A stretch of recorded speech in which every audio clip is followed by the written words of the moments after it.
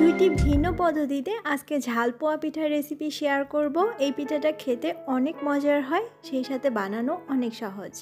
আশা করছি প্রতিবারের মতো আজকের রেসিপি আপনাদের ভালো লাগবে এবং অনেক সহজ মনে হবে। এখানে শুকনো চালের গুঁড়ো নিয়েছি 1 কাপ পরিমাণে, সেই সাথে মাঝারি তাপমাত্রার গরম পানি দিচ্ছি 1/2 কাপ।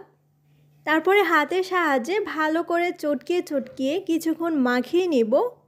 4-5 মিনিটের মতো এভাবে করে মাখিয়ে রেস্টে রেখে দিচ্ছি 10 মিনিটের মতো। আর এভাবে করে চালের গুঁড়োটা ভালোভাবে ভিজতে পারবে। এ পর্যায়ে আমি 1/2 চামচের মতো হলুদ গুঁড়ো দিচ্ছি এবং 1/2 চামচ দিচ্ছি লাল মরিচের গুঁড়ো। তবে ঝালের টেস্ট বুঝে কম বেশি করতে পারেন। 1/4 চা চামচ দিচ্ছি জিরে গুঁড়ো এবং সামান্য পরিমাণে কালো গোলমরিচের গুঁড়ো দিচ্ছি। মিডিয়াম সাইজের একটা পেঁয়াজ, 2-3 কোয়ার মতো রসুন এবং সামান্য আদা একসাথে বেটে নিয়েছিলাম আর সেটা দিয়ে দিচ্ছি। এখানে আছে ধনে পাতা কুচি, কাঁচা মরিচ এবং পেঁয়াজ পাতা খুব ভালো করে মিহি কুচি করে দিয়ে দিচ্ছি একটা ডিম। এবারে খুব ভালো করে সব কিছু একসাথে মিক্স করে নিতে হবে।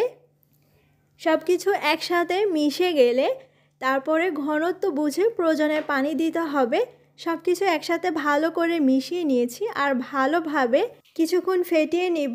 অবশ্যই স্বাদমতো লবণ দিবেন, আমার মতো আবার লবণ দিতে ভুলে যাবেন না।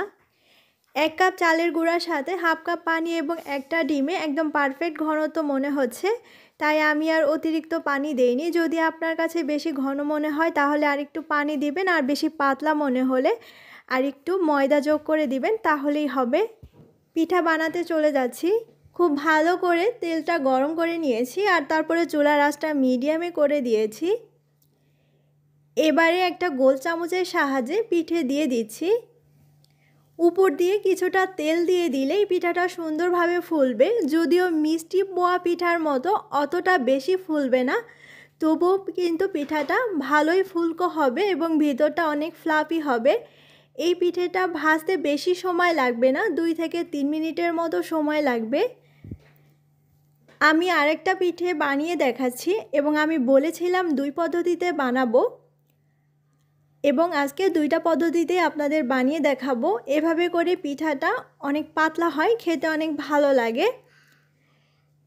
তবে সাইজটা সবসময় একরকম হয় না, তাই আমি দ্বিতীয় যে পদ্ধতিতে বানাবো এভাবে করে দেখতে বেশি সুন্দর হয় এবং সাইজগুলো একই রকম হয়। দ্বিতীয় পদ্ধতির জন্য গরম তেলে কিছুক্ষণ চামচটা ডুবিয়ে গরম করে নিতে হবে আর তারপরে আরেকটা চামচ দিয়ে এই চামচে পিঠার গোলাটা দিয়ে দিচ্ছি। তারপরে গরম তেলের ভিতরে ঠিক এভাবে করে চুবিয়ে রাখতে হবে। আমি কিভাবে করছি ভিডিওতে একটু দেখলেই বুঝতে পারবেন। প্রতিবার দেওয়ার আগে চামচটা তেলের মধ্যে গরম করে নেবেন, তাহলে খুব ইজিলি পিঠাটা চামচ থেকে উঠে আসবে।